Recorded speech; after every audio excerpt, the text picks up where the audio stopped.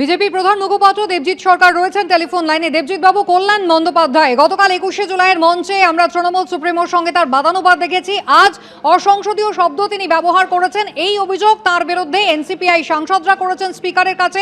গোটা বাদল অধিবেশনের জন্য তাকে সাসপেন্ড করার সিদ্ধান্ত নিয়েছেন স্পিকার।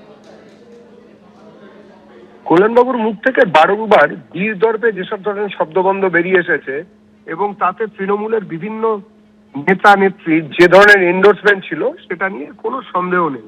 পুরো বিষয়টাই আমাদের রাজ্যের সাধারণ মানুষের দৃশ্যমানতায় আছে।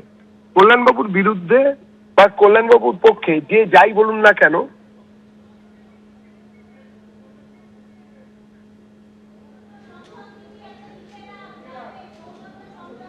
করেন বাঙালির অভিধানে যেসব ভাষা, যেসব শরীরী ভাষায় কল্যাণবাবু বিভিন্ন সময় বিভিন্ন ব্যক্তিকে আক্রমণ করেছেন, তাতে এই সিদ্ধান্ত অনেক আগেই নেওয়া উচিত ছিল।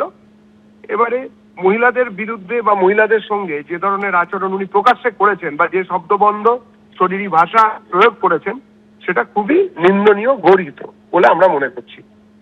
ধন্যবাদ।